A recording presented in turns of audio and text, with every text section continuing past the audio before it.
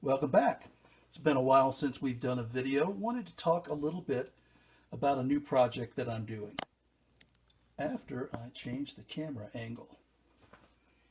I am one of those people who is more into collecting and painting and building terrain than I am actually playing games.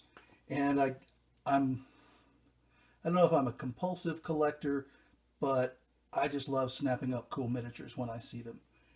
Consequently, over time, I have never really gotten into, like, say, one single Warhammer army, for example, or really devoted myself to any game system. Heroescape would be the one that comes closest. I have a huge Heroescape collection, but even in the process of accumulating that, I've always grabbed any miniatures that look good to me. I see an old game that has cool miniatures in it, I'll buy a couple off of eBay. And the end result is that for years I have had tons and tons of miniatures without much to do with them.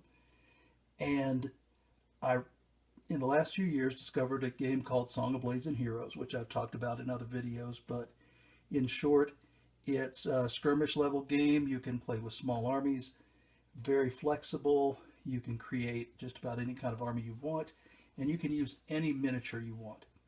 Now, I've always loved Warhammer, but I've never devoted myself to collecting, painting, and fielding a huge army. I don't care that much for the social aspect of it.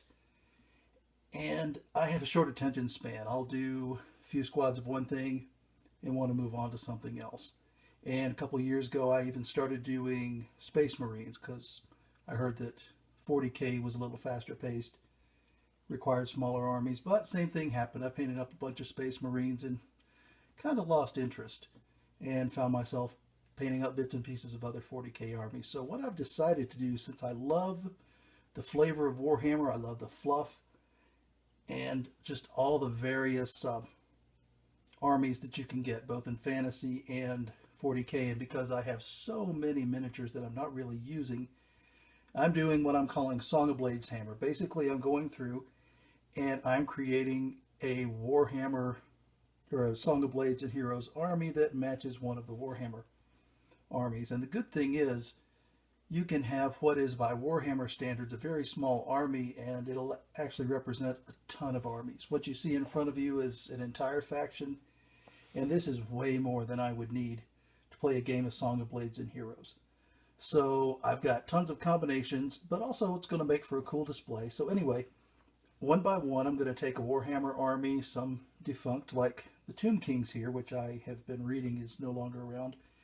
And I'm going to put together an army and then do some terrain. And we'll do terrain for this group in a different video. But I love Tomb Kings, although I've never owned any. And I just wanted to see what I could do. And I'm so excited about it, I wanted to share. Now, basically, I pulled together what miniatures I had that I thought might work. It's basically skeletons and mummies. And so I've got bits and pieces from a lot of different things. But the thing is, it's an Egyptian themed army, and I only had one guy. I don't even remember where he came from, but he is the only thing I had looking Egyptian, and I needed a little more of that if I wanted to put together an army.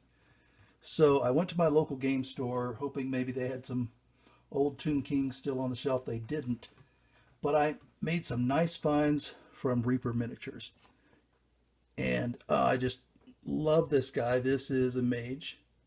He's really cool.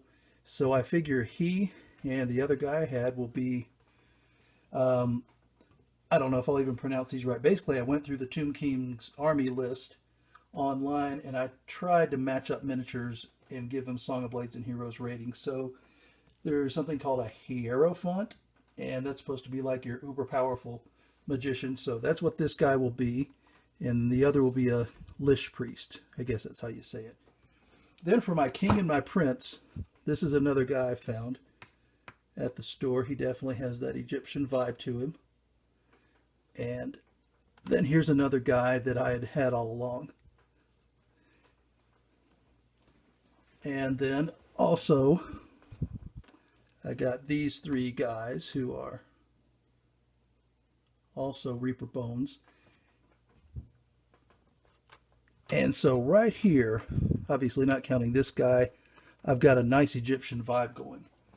And so from there, I started filling in with things that I already had. I had a bunch of skeletons that were pretty generic, so I tried to go with blue, gold, and ivory wherever possible on these guys. So made myself a unit of skeletons. They don't have that Egyptian look to them, but they fit in with the color scheme.